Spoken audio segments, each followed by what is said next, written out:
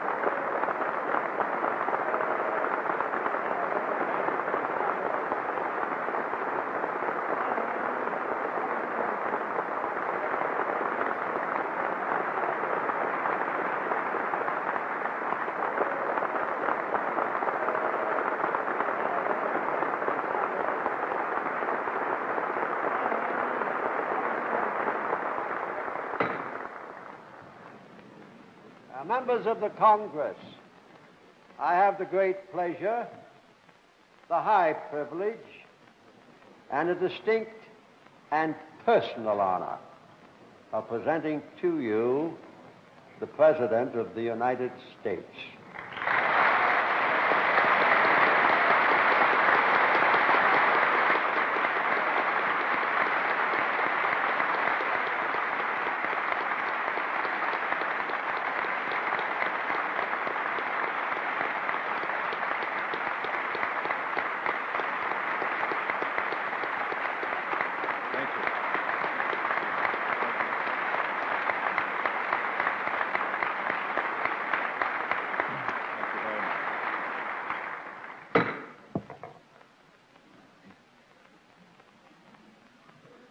Mr. Speaker, Mr. President, my colleagues in the Congress, our distinguished guests, and my fellow Americans, to address the joint session of the Congress in this great chamber in which I was once privileged to serve is an honor for which I am deeply grateful.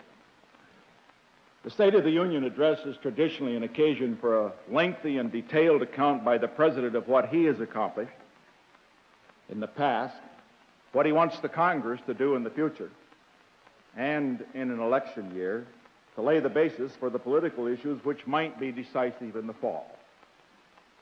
Occasionally there comes a time when profound and far-reaching events command a break with tradition. This is such a time.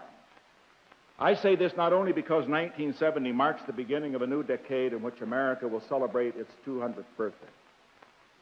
I say it because new knowledge and hard experience argue persuasively that both our programs and our institutions in America need to be reformed. The moment has arrived to harness the vast energies and abundance of this land to the creation of a new American experience, an experience richer and deeper and more truly a reflection of the goodness and grace of the human spirit.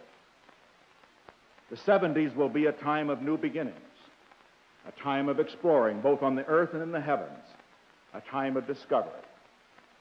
But the time has also come for emphasis on developing better ways of managing what we have and of completing what man's genius has begun but left unfinished. Our land, this land that is ours together, is a great and a good land. It is also an unfinished land. And the challenge of perfecting it is the summons of the 70s. It is in that spirit that I address myself to those great issues facing our nation which are above partisanship. When we speak of America's priorities, the first priority must always be peace for America and the world.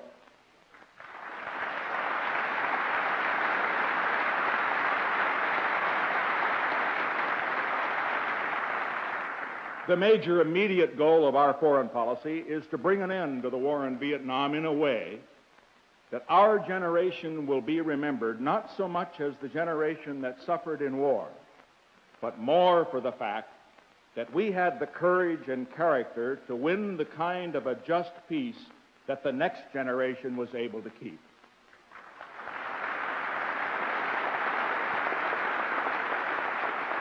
We are making progress toward that goal. The prospects for peace are far greater today than they were a year ago. A major part of the credit for this development goes to the members of this Congress who, despite their differences on the conduct of the war, have overwhelmingly indicated their support of a just peace. By this action, you have completely demolished the enemy's hopes that they can gain in Washington the victory our fighting men have denied them in Vietnam.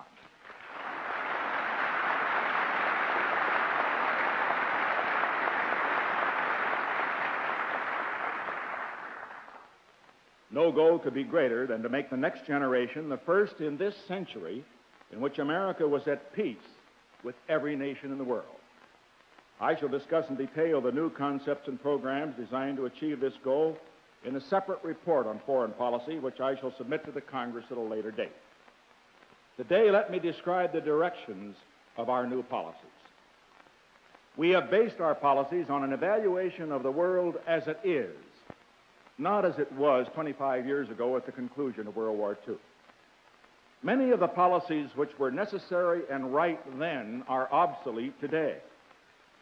Then, because of America's overwhelming military and economic strength, because of the weakness of other major free world powers, and the inability of scores of newly independent nations to defend or even govern themselves, America had to assume the major burden for the defense of freedom in the world.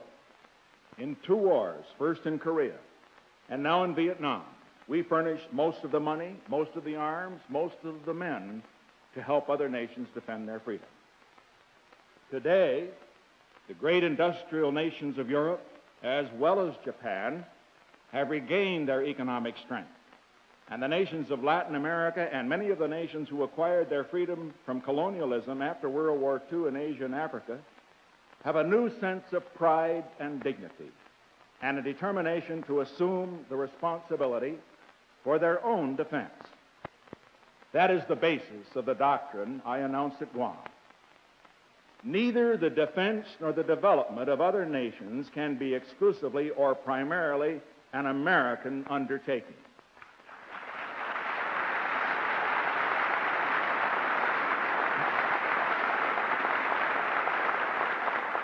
The nations of each part of the world should assume the primary responsibility for their own well-being, and they themselves should determine the terms of that well-being.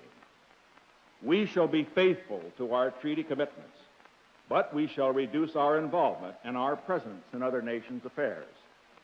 To insist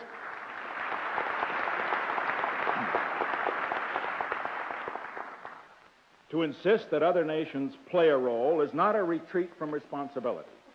It is a sharing of responsibility. The result of this new policy has been not to weaken our alliances, but to give them new life, new strength, a new sense of common purpose. Relations with our European allies are once again strong and healthy, based on mutual consultation and mutual responsibility. We have initiated a new approach to Latin America in which we deal with those nations as partners rather than patrons. The new partnership concept has been welcomed in Asia. We have developed an historic new basis for Japanese-American friendship and cooperation, which is the linchpin for peace in the Pacific. And if we are to have peace in the last third of the century, a major factor will be the development of a new relationship between the United States and the Soviet Union. I would not underestimate our differences, but we are moving with precision and purpose from an era of confrontation to an era of negotiation. Our negotiations on strategic arms limitations and in other areas will have far greater chance for success if both sides enter them motivated by mutual self-interest rather than naive sentimentality. It is with this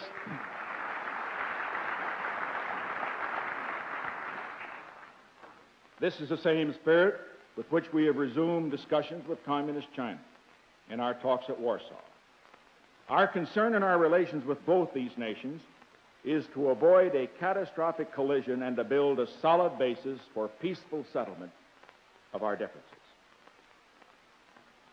I would be the last to suggest that the road to peace is not difficult and dangerous.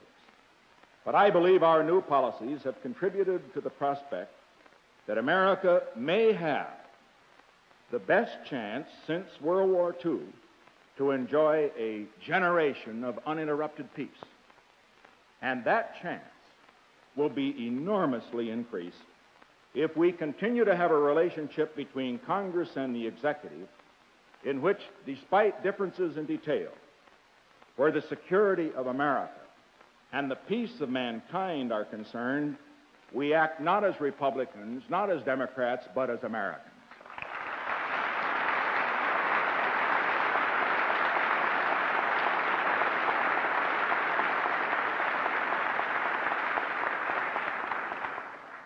As we move into the decade of the 70s, we have the greatest opportunity for progress at home of any people in world history. Our gross national product will increase by $500 billion in the next 10 years. This increase alone is greater than the entire growth of the American economy from 1790 to 1950. The critical question is not whether we will grow, but how we will use that growth. The decade of the 60s was also a period of great growth economically.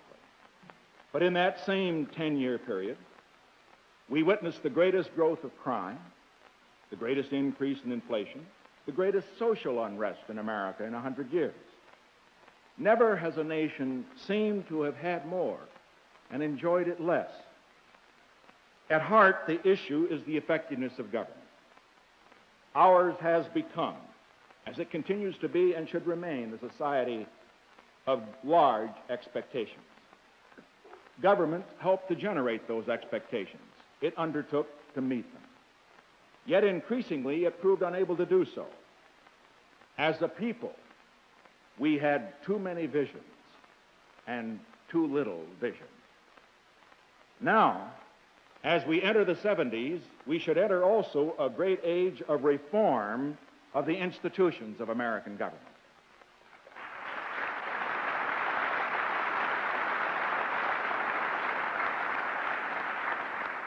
Our purpose in this period should not be simply better management of the programs of the past.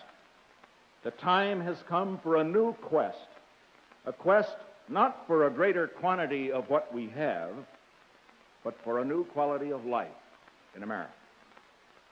A major part of the substance for an unprecedented advance in this nation's approach to its problems and opportunities is contained in more than 200 legislative proposals which I sent to the Congress last year and which still await enactment.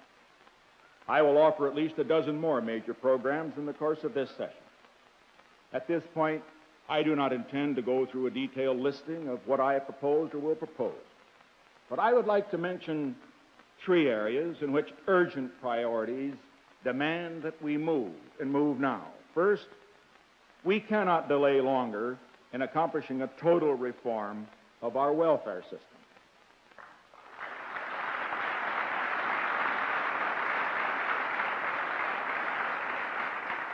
When a system penalizes work, breaks up homes, robs recipients of dignity, there is no alternative to abolishing that system and adopting in its place the program of income support, job training, and work incentives which I recommended to the Congress last year.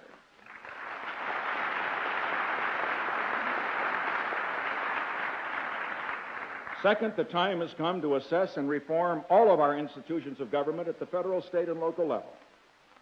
It is time for a new federalism. in which after 190 years of power flowing from the people and local and state governments to Washington, D.C., it will begin to flow from Washington back to the states and to the people of the United States.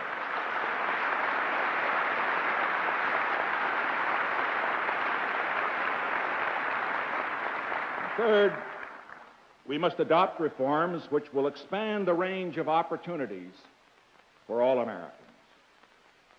We can fulfill the American dream only when each person has a fair chance to fulfill his own dreams.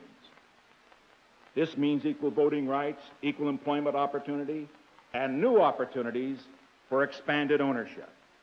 Because in order to be secure in their human rights, people need access to property rights.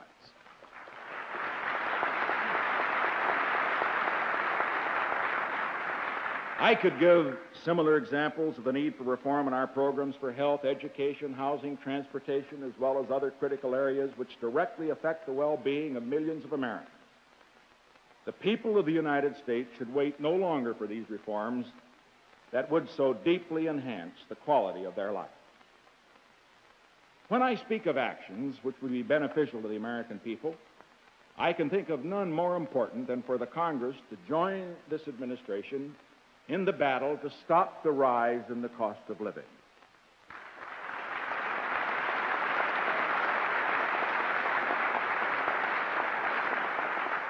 Now, I realize it is tempting to blame someone else for inflation. Some blame business for raising prices, and some blame unions for asking for more wages. But a review of the stark fiscal facts of the 1960s clearly demonstrates where the primary blame for rising prices must be placed. In the decade of the 60s, the federal government spent $57 billion more than it took in taxes. In that same decade, the American people paid the bill for that deficit in price increases which raised the cost of living for the average family of four by $200 per month in America. Now, millions of Americans are forced to go into debt today because the federal government decided to go into debt yesterday. We must balance our federal budget so that American families will have a better chance to balance their family budget.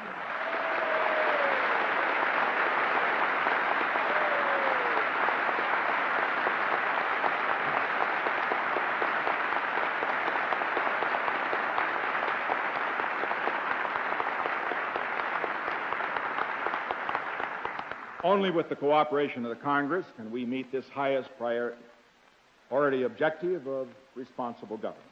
We're on the right track. We had a balanced budget in 1969. This administration cut more than $7 billion out of spending plans in order to produce a surplus in 1970.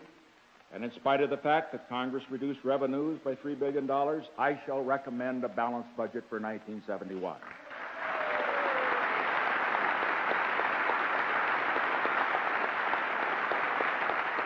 But I can assure you that not only to present, but to stay within a balanced budget requires some very hard decisions. It means rejecting spending programs which would benefit some of the people when their net effect would result in price increases for all the people. It is time to quit putting good money into bad programs. Otherwise, we will end up with bad money and bad programs.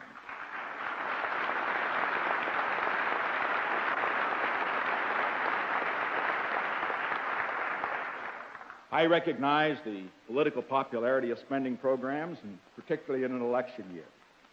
But unless we stop the rise in prices, the cost of living for millions of American families will become unbearable, and government's ability to plan programs for progress for the future will become impossible. In referring to budget cuts, there is one area where I have ordered an increase rather than a cut, and that is the requests of those agencies with the responsibilities for law enforcement. We've heard a great deal of overblown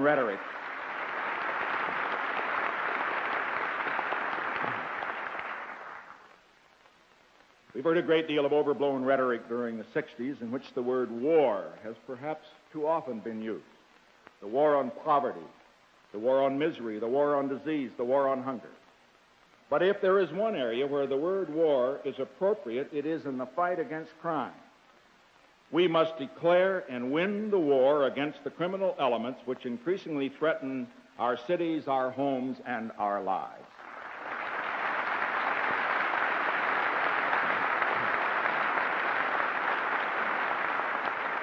We have a tragic example of this problem in the nation's capital, for whose safety the Congress and the executive have the primary responsibility.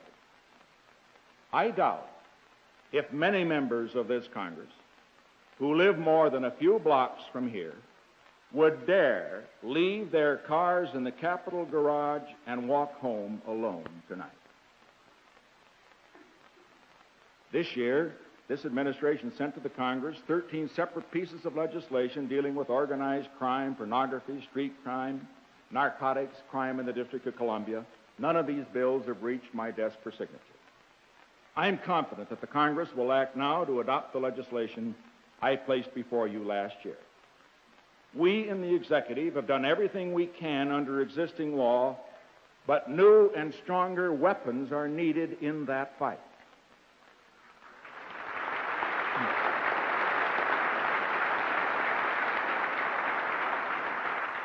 While it is true that state and local law enforcement agencies are the cutting edge in the effort to eliminate street crime, burglaries, murder, my proposals to you have embodied my belief that the federal government should play a greater role in working in partnership with these agencies. That is why 1971 federal spending for local law enforcement will double that budgeted for 1970.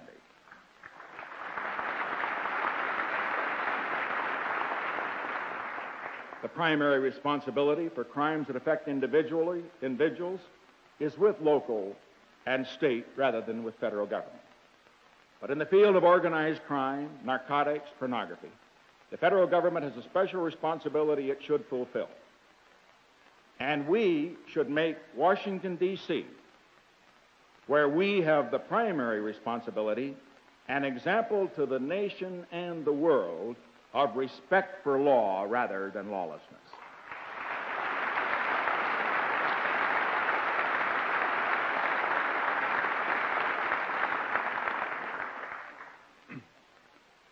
I now turn to a subject which, next to our desire for peace, may well become the major concern of the American people in the decade of the 70s. In the next 10 years, we shall increase our wealth by 50%.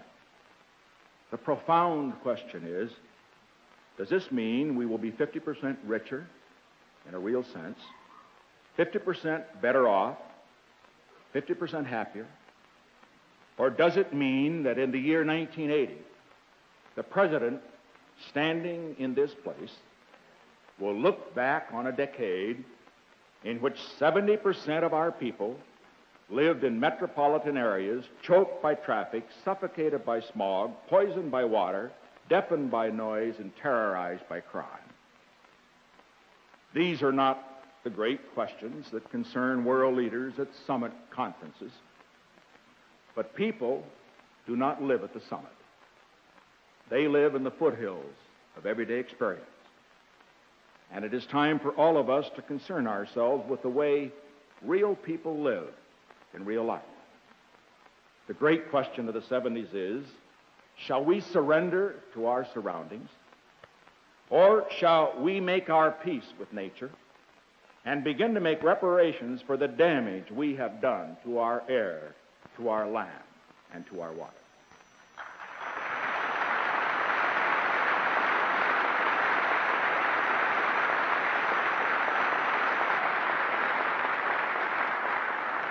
Restoring nature to its natural state is a cause beyond party and beyond factions. It has become a common cause of all the people of this country. It is a cause of particular concern to young Americans, because they, more than we, will reap the grim consequences of our failure to act on programs which are needed now if we are to prevent disaster later. Clean air, clean water, open spaces, These should once again be the birthright of every American. If we act now, they can be. We still think of air as free, but clean air is not free. And neither is clean water. The price tag on pollution control is high. Through our years of past carelessness, we incurred a debt to nature, and now that debt is being called. The program I shall propose to Congress will be the most comprehensive and costly program in this field in America's history. It is not a program for just 1 year. A year's plan in this field is no plan at all. This is the time to look ahead, not a year, but 5 years or 10 years, whatever time is required to do the job. I shall propose to this Congress a $10 billion nationwide clean waters program to put modern municipal waste treatment plants in every place in America where they are needed to make our waters clean again, and do it now.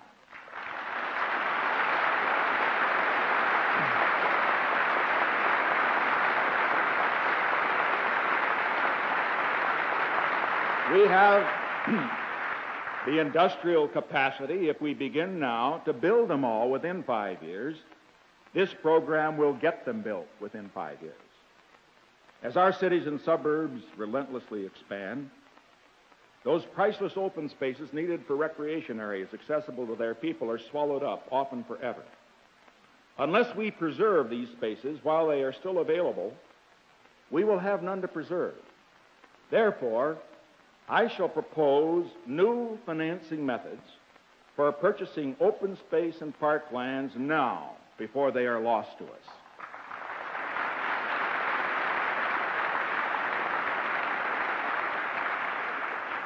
The automobile is our worst polluter of the air.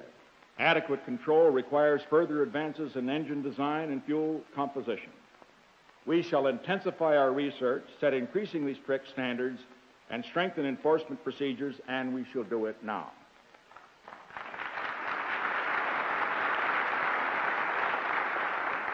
We can no longer afford to consider air and water common property, free to be abused by anyone without regard to the consequences. Instead, we should begin now to treat them as scarce resources, which we are no more free to contaminate than we are free to throw garbage into our neighbor's yard. This requires comprehensive new regulations. It also requires that, to the extent possible, the price of goods should be made to include the costs of producing and disposing of them without damage to the environment.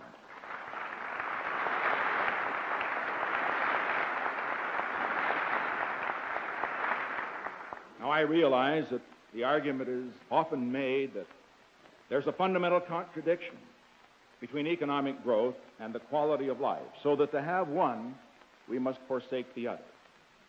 The answer is not to abandon growth, but to redirect it.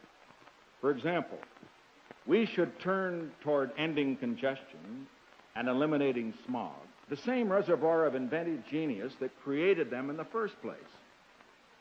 Continued vigorous economic growth provides us with the means to enrich life itself and to enhance our planet as a place hospitable to man.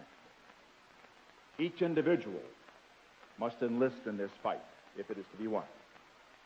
It has been said that no matter how many national parks and historical monuments we buy and develop, the truly significant environment for each of us is that in which we spend 80% of our time, in our homes, in our places of work, the streets over which we travel. Street litter, run-down parking strips and yards, dilapidated fences, broken windows, smoking automobiles, dingy working places, all should be the object of our fresh view. We have been too tolerant of our surroundings and too willing to leave it to others to clean up our environment. It is time for those who make massive demands on society to make some minimal demands on themselves.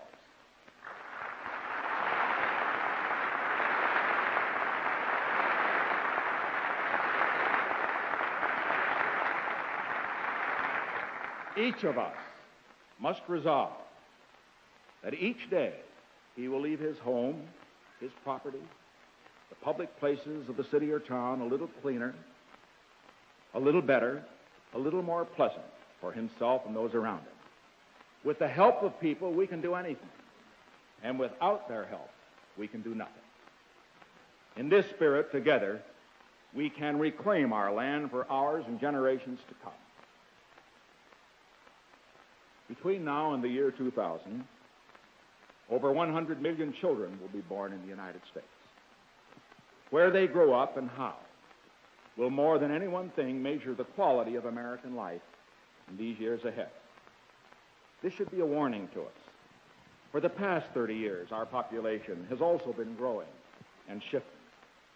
The result is exemplified in the vast areas of rural America, emptying out of people and of promise.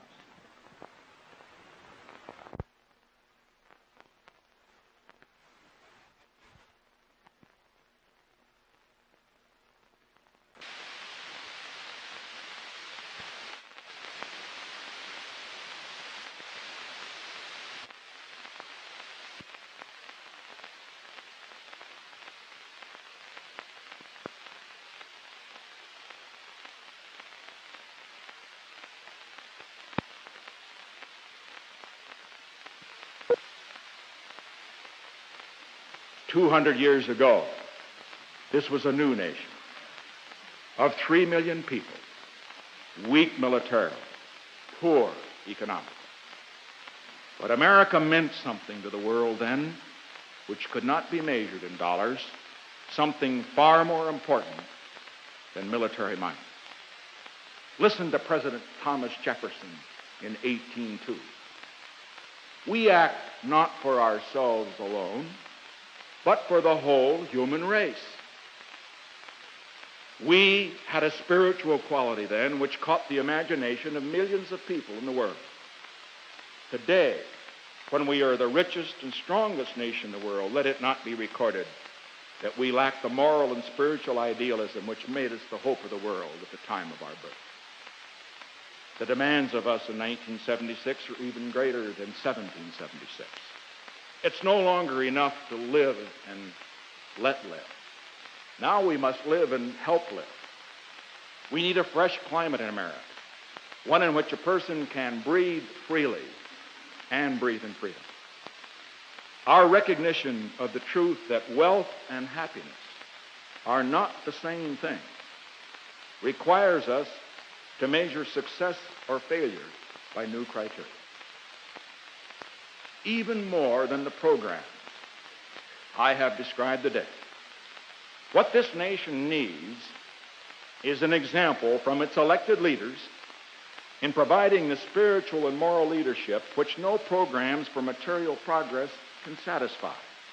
Above all, let us inspire young Americans with a sense of excitement, a sense of destiny, a sense of involvement in meeting the challenges we face in this great period of our history. Only then are they going to have any sense of satisfaction in their lives. The greatest privilege an individual can have is to serve in a cause bigger than himself. We have such a cause. How we seize the opportunities I have described today will determine not only our future, but the future of peace and freedom in this world in the last third of the century. May God give us the wisdom, the strength, and above all, the idealism to be worthy of that challenge, so that America can fulfill its destiny of being the world's best hope for liberty, for opportunity, for progress and peace for all people.